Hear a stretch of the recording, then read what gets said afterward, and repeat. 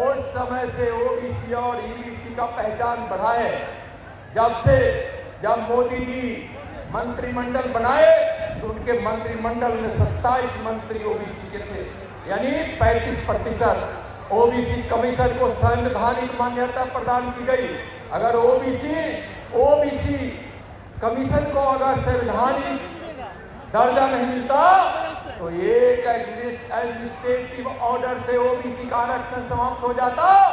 लेकिन जब संवैधानिक दर्जा मोदी जी ने दिया है ओबीसी कमीशन को, कोई माई का लाल ओबीसी का आरक्षण समाप्त नहीं कर सकता है। भाइयों बहनों, ओबीसी की सूची संशोधन का निर्णय का अधिकार भी सुनिश्चित किया गया है। राज्यों को यह अधिकार दिया गया है। भाइयों बहनों, केंद्रीय विद्यालय, नवोदय विद्यालय और सैनिक स्कूल के दाखिले में ओबीसी समुदाय को 27% आरक्षण की सुविधा मिल रही थी। पहले ओबीसी का कोटा फुल नहीं होता था, शिक्षण संस्थानों में ओबीसी का आरक्षण नहीं था। ओबीसी के आरक्षण से अब कोई ओबीसी का कोई भी कोटा खाली नहीं रहेगा।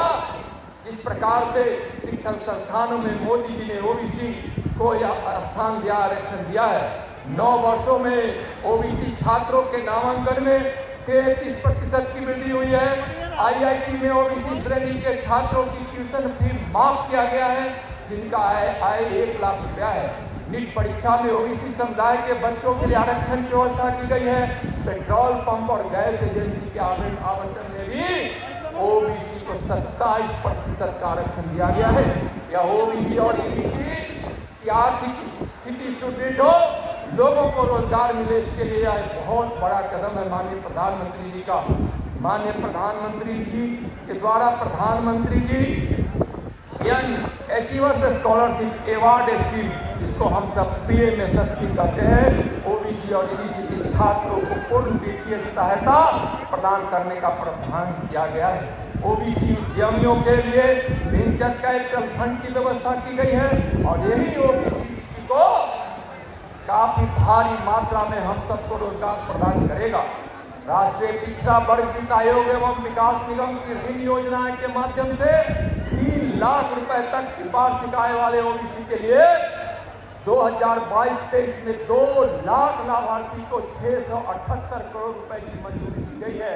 और बिहार के धरती के लाल, हम सब जिनको गुदरी का लाल कहते हैं, पिछड़े कि हम सबों के लिए दिन रात बिहार में चिंता करने वाले स्वर्गीय कर्पूरी ठाकुर को, जो बिहार के पूर्व मुख्यमंत्री हैं, भारत के सबसे बड़े भारत रत्न से उनको सुशोभित किया गया है। भाइयों बहनों, आइए हम सब मिलकर बिहार के ईबीसी और ओबीसी, बिहार के सभी समाज वर्ग सभी के साथ मिलकर, यानी बिहार वासियों के भूमिका में ईबीसी और ओबीसी 2040 में 40% सीट जीतेंगे और बिहार की राजनीति में महागठबंधन और तेजस्वी को राजनीति के अखाड़े में धूल चटा देंगे। बोले नरेंद्र मोदी जिंदाबाद, अमित शाह जिंदाबाद, भारत माता की, भारत माता की। अब मैं बिहार की पूर्व